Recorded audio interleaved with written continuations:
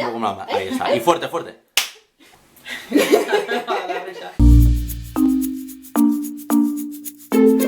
Bueno, pues estamos hoy en Pergamino Infinito otra vez y hoy os traigo a mi querida Elena, autora de Crónicas de la Magia Sellada y bueno, pues vamos a empezar.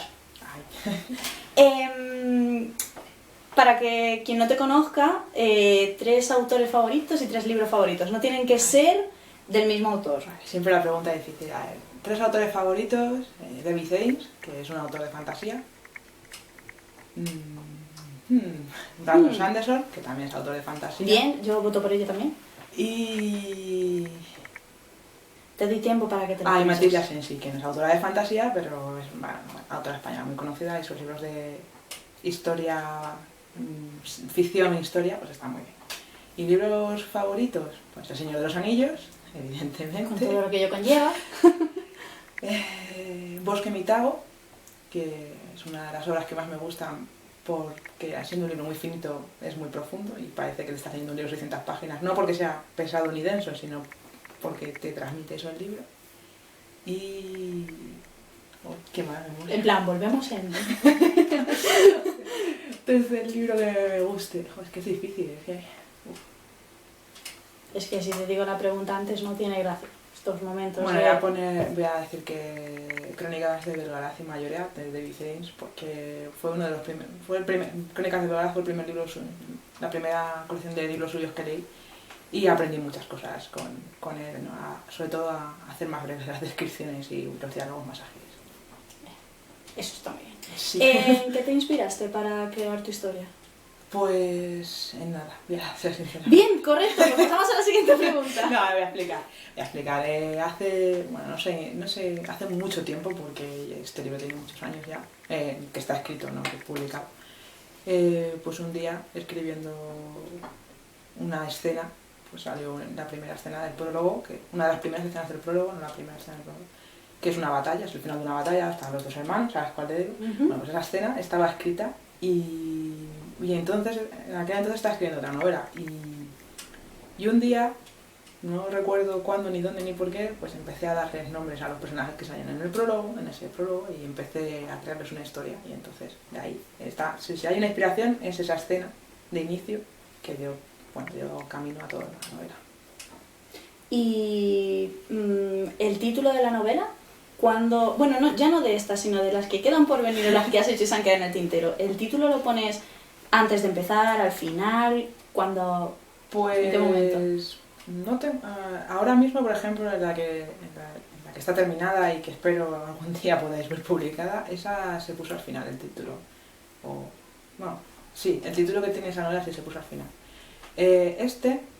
Curiosamente el título no se lo puse yo, se lo puso una amiga mía, Begoña, porque el que tenía originalmente era muy largo y muy enrevesado y no pegaba nada. Y normalmente suelo esperar a tener la historia, o si no terminada, más o menos más construida, porque también los títulos un título se te puede coger muy fácilmente, pero luego si no tiene nada que ver con la historia no tiene mucho sentido, entonces... Que también los hay. Claro. Entonces ahora lo que estoy escribiendo ahora, por ejemplo, no tiene título todavía, no tiene título ni los capítulos, están numerados, pero no, seguramente se queden sin título. Porque los capítulos a veces se titulan bien y a veces no, y en este caso pues no, así, los títulos. Cuando surgen, están ahí. Cuando viene la Y si no inspiración. se te ocurre ninguno, pues siempre tienes un amigo por ahí que te dice, tienes que titularlo así, está bien. Eso viene ¿no? siempre muy bien. Sí. Y bueno, de eso, y que el título no sea largo, no como este, que no cabe en el libro. Ya sabes, Pero no es tan... no lo veo tan largo, porque lo sé que tienen incluso subtítulos dentro del título que ya es largo. Sí, bueno, sí, este salió largo así, pero era más largo, ya no ¿Sí? me acuerdo, sí, el original no me acuerdo muy bien cómo también era Crónicas de... pero... no era Crónicas, era la saga del Renacer, es que suena muy raro. Al Renacer de la Magia, que de eso va este libro, pero era muy... no quedaba bien, no era pues, como dice... comercial. Bueno. Salía el nombre. Luego ya, en plan, que aparezca la portada con todo el título, que le dé la vuelta y que... ahí. Está un poco... El siguiente es más cortito, La profecía de las espadas. Sí, ya está, suena. Luego tiene subtítulos, porque tiene 2 partes, entonces, pero la profecía de las espadas, ahí... Tal cual, Ya, así. no hay más. Joder, poner el nombre es complicado. Y para la gente que no se haya leído todavía tu libro y para terminar de engancharlos, ¿qué crees que tiene tu novela que pueda aportar nuevo o diferente al género? Pues, aunque es fantasía épica muy tradicional, que es con lo que yo crecí como lectora, el tratamiento de personajes y determinados personajes pues son muy actuales y no son tan fáciles de encontrar en fantasía épica. Y creo que también la agilidad de lectura que tiene la novela, se lee rápido y la historia va muy al grano, no se No se va a poner expande más. mucho en cosas innecesarias, pues creo que eso es lo más. Y sobre todo creo el tratamiento de los personajes y algunos aspectos de la magia, pero un poquito más, porque la verdad es que también en fantasía innovar a veces es complicado. Este libro, para el que no lo sepa, está dividido en 3 partes, que eran los 3 libros, ¿no? Sí. La trilogía que querías hacer. ¿Por qué decidiste juntarlo todo en uno? Bueno, no estaba pensado como trilogía, o sea, esto viene por leer a Tolkien. Y evidentemente creo que todos los escritores de fantasía que hemos empezado leyendo a Tolkien tenemos esa idea de trilogías y curiosamente Tolkien tampoco había planeado El Señor de los Anillos para que fuese una trilogía. Pero bueno, es lo que tienes en mente. ¿Te acuerdas de Dragonlance, que son siempre 333? ¿Te acuerdas de, no sé, de otros libros que también son trilogías? ¿No? Estoy pensando, o pentalogías o tetralogías, ¿no? Añoranzas y pesares, los libros de Negrete, La Espada de Fuego. Pero lo normal en fantasía es como crearte una saga Sí, que uno y se que tenga queda 50.000 corto. libros, ¿no? No nos vamos a ir como Robert Jordan, pobre, que ya no está, que son tropecientos libros, o con Martin, que también, pero es la idea que tienes, es una, pues no sé, una influencia cultural. Y cuando estaba escribiendo el libro, pues la idea de hacerlo en 3 partes, una idea de hacerlo en 3 partes, como 3 actos distintos, más que 3 libros. Y cuando terminé y vi que se podía sacar en un solo libro, pues dije, ¿para qué voy a andar partiéndolo en 3 libros pequeños? Que realmente serían a lo mejor 300 páginas por libro, no llegará. Y este se podía sacar en uno solo, pues mejor de un tirón. Y así no os quedáis con la duda de cómo acaba la historia y tenéis que esperar meses entre ediciones. El problema es que ahora, yo por ejemplo que me lo he leído y que ya lo he recomendado en el canal porque es el libro que más me gustó del año pasado y me imagino que de este también porque me lo quiero volver a leer. Así estoy leyendo, qué bonito. Sí, ¿verdad? ¿Habrá historias secundarias o un spin-off? Porque es que los personajes son tan... Les cogemos tanto cariño que Pues- yo por lo menos quiero saber más. A ver, no tengo intención o no tenía intención de escribir más. Hay historias en internet, hay un par de precuelas por ahí, están por ahí publicadas. Bueno, están por ahí, no, están en un blog que tengo tengo que retomarlo algún día de estos, que se llama de Fragmentos e Historias, creo que se llama el blog. Bueno, me hagáis mucho caso, ya no me acuerdo ni el nombre de mi propio blog. Y ahí están las 2 precuelas juntas. También están en algún sitio más, porque están subidas en varios sitios, pero ahí están juntas. Y Memorias de Tredon y Memorias de Navarra. Y eso una es muy antigua, es una precuela muy antigua de uno de los personajes que sale en el libro, del mago que sale en el libro, de Gadaozu. Y la otra es una precuela de otros 2 personajes que salen en el libro, de Sirana y Gia, que hace referencia a una escena que se comenta en el libro, pero no muy de pasada. Entonces, esas están ahí. Y luego sí, había gente que me ha dicho que quiere una secuela, saber qué pasa con algunos personajes y eso. La idea está. Y tengo pensado alguna pequeña secuela no con los personajes que protagonizan esta novela, pero sí con la siguiente generación. ¿Cuál es tu personaje favorito de esta historia? Eso es muy difícil, porque son todos tan buenos y tiernos. No pasa nada, te filtro que la siguiente pregunta es ¿cuál es el que menos te ha gustado? A ver. Así puedes elegir. Mi personaje favorito, esto es como decirle a una madre que elija entre sus hijos. Sí.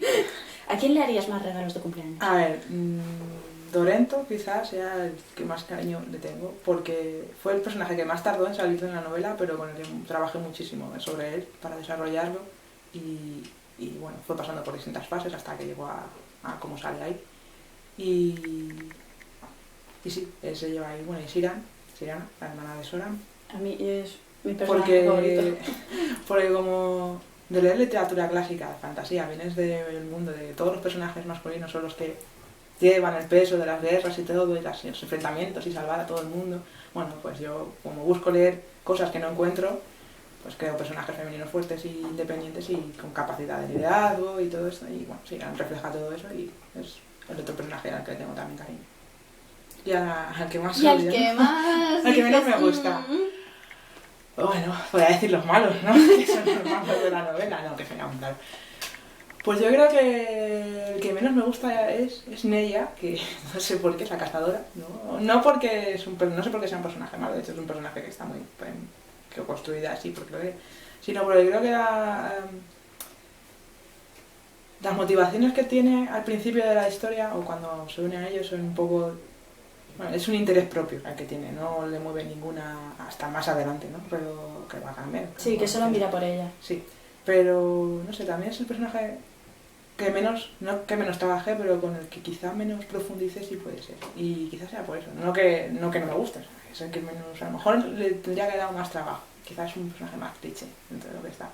Pero no puedo odiar a ninguno. Cuando estabas todavía haciéndolo, que nosotros te molestábamos mucho, en plan, ay, ¿cómo va la obra? ¿Cómo va tal? Fue la primera vez que oí nombrar a los personajes Z. Sí. ¿Qué opinas de los personajes Z? Personaje Z, esto es un término, no sé si sea original, ¿no? Porque como las ideas están en el éter y la gente las coge, pues un día hablando, voy a explicarlo, un día hablando con una amiga de una escena en concreto, pues había un personaje que aparecía en un bosque, se encontraban con él de golpe y bueno, salió del personaje Z. Y bueno, para mí son personajes que no te esperas. Estás escribiendo y de repente aparece un personaje que no está planeado para nada, no habías pensado en él y aparece en la historia. Y normalmente, para que sea un personaje Z bueno, tienen que traer cosas. Y por ejemplo, el personaje Z de esta historia trajo la explicación o el argumento de que une el pasado, de lo que pasa en el pasado y lo que está pasando en el presente. O sea, la explicación de por qué han pasado esas cosas en el pasado y cómo se ha llegado a esta situación en el presente. Entonces era muy importante porque yo estaba atascada ahí, no sabía cómo habían acabado, las cosas que habían pasado antes habían llegado hasta estos tiempos. Entonces los personajes Z que vienen con eso pues son los mejores y son necesarios. Yo creo que una historia que genera personajes por sí sola, que no te los planeas tú, pues es una historia viva y que tiene identidad. No que escape a tu control, pero sí que empieza a tener una identidad propia y un mundo propio que está ahí. ¿Qué sería sonado eso? Ya pasa esto. ¿Sonado en serio? Es que nos hacemos mayores. Mucho. Y por ejemplo, en lo que es el género en el que te mueves tú, que es sobre todo la fantasía, ¿no? Podríamos decir. Sí. ¿Cómo la ves en el territorio nacional ahora mismo? Bueno, ahora mismo creo que está viviendo una época buena, sobre todo gracias a la fantasía juvenil, a la literatura juvenil. Porque, aunque yo siempre he dicho que siempre está en contra de asociar fantasía con la adolescencia y niños, aunque la mejor época para empezar a leer fantasía es precisamente la adolescencia, porque un poco, a lo mejor más pequeños, pero con libros más adecuados para las edades, porque es cuando tienes la mente más abierta y no que te vayas a creer todo, pero sí que es... Pero te formas te gusta más, sí. Te trae más porque suspender la realidad es más fácil. Pues aparte de eso, creo que enganchar a lectores jóvenes con historias de fantasía, da igual tipo de fantasía urbana, fantasía que sea más de tirano terror o fantasía épica más clásica o bueno, aventuras directamente, creo que es una forma buena de introducir a la gente a la lectura. O sea, está muy bien que uno se lea los clásicos, pero yo pienso, por ejemplo, que cuando estás en el instituto entre los 14 y los 16 años y que te mandan a leer el Quijote es un error. O la Celestina. Porque lo único que consigues es cogerle asco a la lectura. A mí, yo creo que a mí me mandaron la Celestina o directamente se saltaron ese paso y me pusieron la película. A mí sí me la mandaron y me la leí y no es que no me gustase, la verdad, porque yo ya leía entonces ya tenía el hábito de leer y no, pero sabes que son libros que es un libro así es un libro complejo de leer porque sí. tienes que estar viéndote el glosario todo el tiempo porque el castellano ha cambiado mucho y la Celestina está llena de castellano antiguo por todas partes. No es o sea, si me dices que me hacen una edición ajustada, adaptada para ahora, a lo mejor, porque el Lazarillo de Tormes, que también es de la época, es muchísimo más fácil de leer y muchísimo más entretenido. Pero los libros de fantasía per se, yo creo, o a lo mejor libros libros de ficción más de literatura juvenil, de ficción juvenil, pero más que nada porque para que la gente lea tiene que encontrar libros que le gusten. Y si lo primero que te dicen que tienes que leer es, pues eso, la Celestina, el Quijote, me estoy intentando acordar el Camino de Delibes, que te lo tienes que leer sí o sí. Y yo no sé si me lo terminé. En el cole yo creo que no llego a terminármelo, pero porque es pesado. A mí en el colegio me parece que me mandaron la Celestina y ya es que me acuerdo sobre todo del instituto que en plan para la selectividad me mandaron el caso Savolta, que ese vale, porque yo por ejemplo con el teatro no sirvo, es como la poesía, soy nula. Pero, por ejemplo, a mí el caso Savolta sí me gustó, pero yo estaba acostumbrada a leer mis compañeros, por ejemplo, no tanto. Pues esto es eso, sí. Entonces yo me acuerdo en el colegio, por ejemplo, podíamos elegir los libros, teníamos unos libros para elegir y podíamos elegir lo que quisiésemos leer. Y yo me acuerdo que uno de los libros que más recuerdo del barco de vapor, de la edición naranja, de los libros que he leído de pequeña, el que más recuerdo tengo es uno que se llama Aparecido en mi ventana, que es fantasía, porque es un ser que aparece en un muscus fijaba, ya no me acuerdo cómo se llamaba, era un nombre rarísimo, que come papel. Y entonces aparece, lo encuentra un chico, un chaval, y cuida de él, y hasta que se va el bichito. Y eso es fantasía, y era un libro que a mí me encantó, o sea, fue de los primeros, yo creo que sería de los primeros libros que leí encantadísima de terminármelo. Y luego, pues igual, había uno de la Revolución Francesa que era de viajes en el tiempo, ciencia ficción. Y yo aprendí un montón de cosas de la Revolución Francesa gracias a un libro que era de viajes en el tiempo. Entonces, la fantasía, volviendo al tema original, ahora creo que hay una buena época precisamente por la literatura juvenil, hay muchos autores de juvenil que están dándole ahí un espaldarazo. Y luego, también es verdad que Juego de Tronos, El Señor de los Anillos, las películas han dado también le dieron en su momento un pequeño empujoncito, hubo un pequeño boom de fantasía. Y lo único malo en España es que todavía pesa mucho el ser autor nacional. Es decir, es más fácil que publiquen fantasía anglosajona que te publiquen a ti siendo español, y sobre todo si eres novel.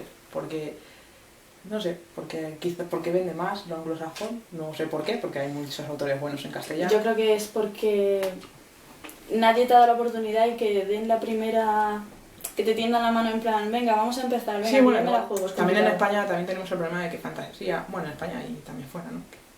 Lo que pasa es que en otros países la literatura de género está mejor vista. Aquí es que es literatura de género, es como está por debajo de la literatura. Entonces, se publica más a los autores anglosajones que a los españoles, supongo que por tradición y porque la literatura de género en España pues no se ve como literatura de calidad. O sea, tú encontrás, aunque bueno, ha ido cambiando, ¿no? Yo me acuerdo hace muchos años no, hace bueno, unos meses cuando era joven. Cuando iba a la FNAC de Madrid, la de Callao, me acuerdo que de las primeras veces que quería comprar libros para mí, la estantería de fantasía y ciencia ficción era una sola, y englobaba ciencia ficción, fantasía y juegos de rol en una sola estantería.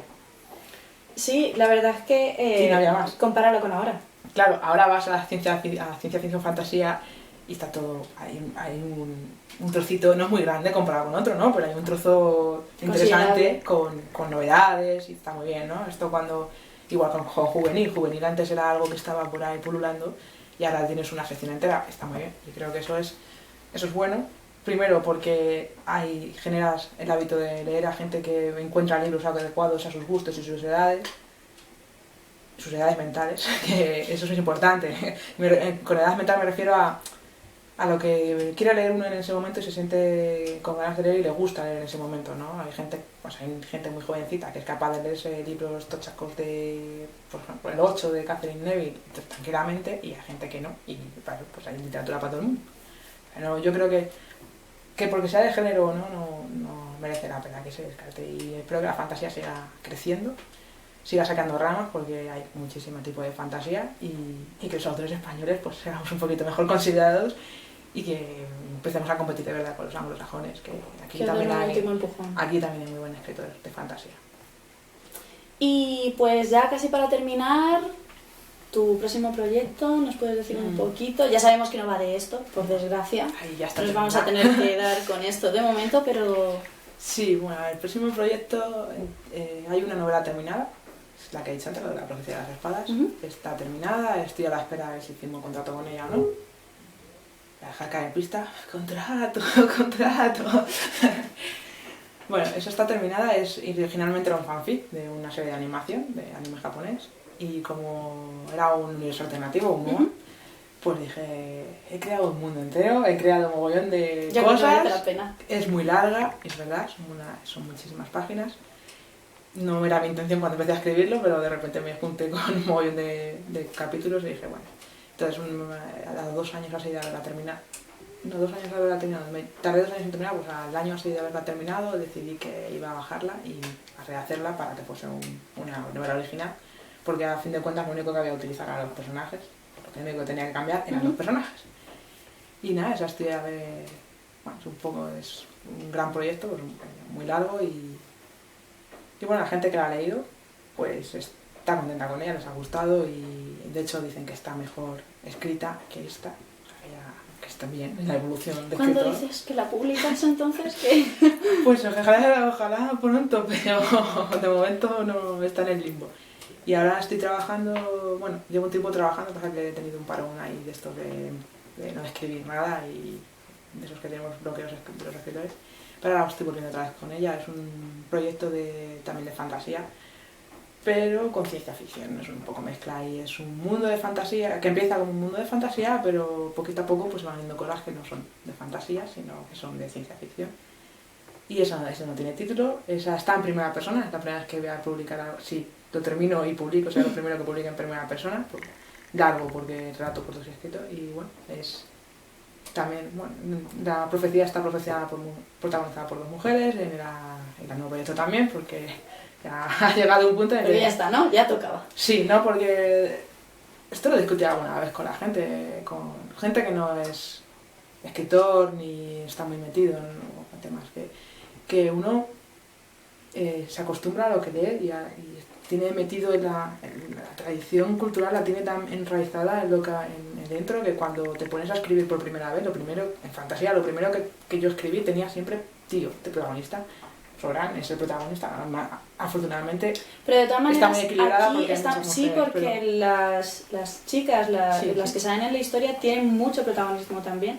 Porque, claro, cuando empecé a escribirla tardé mucho en terminar, 4 años, entonces según fui creciendo, pues fueron cayendo más elementos, pero es verdad, si vienes de leer Tolkien, que no es crítico, o sea, yo no critico a Tolkien por no escribir mujeres, porque Tolkien es hijo de su época, yo no puedo esperar que un autor de los años 50, de los años 30, 50, 40 escriba un tipo determinado de personaje que no estaba en su mente entonces. Pero si vienes de leer Tolkien, de leer a Robert Hostock, de leer no me acuerdo el nombre del autor de Merry, que es muy triste. Pero bueno, o incluso a Dragonlance, que incluso teniendo personajes femeninos tiene muy poquitos, pero los tiene, pero pocos. Siempre la mayoría del peso de protagonistas siempre está en ellos. Pues es normal que cuando te sientas a escribir la primera vez, todos tus personajes sean, por definición, pues héroes en vez de heroínas, pero bueno, eso con el tiempo y la evolución de uno como escritor y como persona y viendo y consumiendo otros productos que se salen un poco más de la norma, pues acabas buscando, porque voy a escribir lo que quiero, y si quiero poner personajes femeninos de protagonistas, pues que ya es hora. Pero aún así equilibrio mucho, porque en la nueva proyecto la protagonista es ella, indiscutiblemente, porque está en primera persona, pero el compañero que va con ella es un tío y ya, porque todos los demás son mujeres. Me acabo de dar cuenta. Bueno, pero No, salen los créditos. No, el compañero que va con ella además es muy gracioso. Se complementan muy bien no como pareja romántica, no hay interés, pero sí como compañeros o sea, el carácter que tiene uno y el que tiene la otra es se complementa muy bien. O sea, si ella es una cabeza loca y con tendencias suicidas a hacer lo más peligroso que se le pueda ocurrir, pues él es el de me voy a morir un día, pero bueno, te acompaño. O sea, él es más relajado, más tranquilo, es un vago y trabaja solo por el dinero. O sea, para conseguir todo el dinero que pueda y poderse dedicar el resto de sus días a vaguear y a vivir del cuento. Pero pues algo tendrás que hacer porque esas historias a mí ya me han enganchado y no me las he leído. Así que haz el favor. Que... Ahora estoy volviendo con ella, estoy releyendo lo que tengo escrito, a ver si vuelvo otra vez. El problema con esta historia es que combinar elementos que no son habituales... Claro. Pero ahí es donde marcas la diferencia. Ya, sí, pero cuesta, porque tengo que justificar muchas cosas. Se supone que tengo que justificar por qué está ese sitio así y qué pasó con los que estaban antes, porque se supone que eso es una antigua colonia espacial. Entonces, todo lo que tienes que explicar sobre todo Porque ya no está. Sí, o sea, no porque vaya a salir en la novela, me lo tengo que explicar a mí misma para que tenga sentido lo que estás... exactamente, cuando sí. yo escriba la historia, el trasfondo que yo tengo pensado se sostenga, porque no puedo, yo siempre he dicho que no puedo vender una historia que la gente diga, joder, es que esto no tiene sentido y esto no tiene lógica, ¿y esto de dónde ha salido? No se puede. Ya me molesta mucho verlo en una serie de televisión, siempre estoy criticando a los guionistas que no hacen eso bien, la continuidad y todo aquello, porque me enerva. Es que yo, si veo los agujeros del argumento y de la trama, no puedo seguir con ello. Yo he dejado series solo por eso, porque les falta ese punto de que encaja todo. Sí, de encajar, exactamente. Entonces ahí estoy, a ver si termino de encajar las piezas. Entonces, espero poder terminarla, si no este año, el año que viene. Mis procesos de escritura también son con calma, ya irá saliendo. Ya, ¿no? Y de momento, pues, entre tanto y tantos, relatos cortos que paso sirven y fanfics que nunca los abandonaré. Aunque escriba de Pascua a Ramos ahora, pero bueno, por lo menos mientras que se escriba pues sí, algo... que hay que mantenerse activos. Además quiero participar también en la antología esta nueva de Quasar, de ciencia ficción de Nube. Yo voy empezando a hacer mis pinitos en ciencia ficción, que me cuesta mucho, pero hay que probar de todos los géneros. Al final, cuanto más practiques y más escribas de todo, más fácil es que luego cuando esos elementos... Porque fantasía es un género, pero evidentemente hay cosas de todos los géneros dentro de la fantasía. Entonces, pues cuanto más hayas escrito de eso, o más hayas probado ahí, veas en qué funcionas y en qué no funcionas, pues sabes que puedes escribir algún tipo de escena o no puedes escribir. Entonces también ayuda bastante. Pues nada, se me han acabado las preguntas, así que damos por concluida la entrevista. Muchísimas gracias. Gracias a ti. Por acogernos, por querer hablar con nosotros y... ¿Cómo no? Ahí, con la promo que hemos hecho ahí. ¿Has visto? Y nada, pues muchas gracias. Pues nos vemos en la próxima. Sí, a ver si para la siguiente es con la siguiente novela. Eso. Ojalá. Y le haces una crítica. Lo hacemos como promesa. Que el próximo vídeo que hagamos es de otra. De otra. A ver si hay suerte. Bueno, ¿cuál está? Hasta luego. Adiós.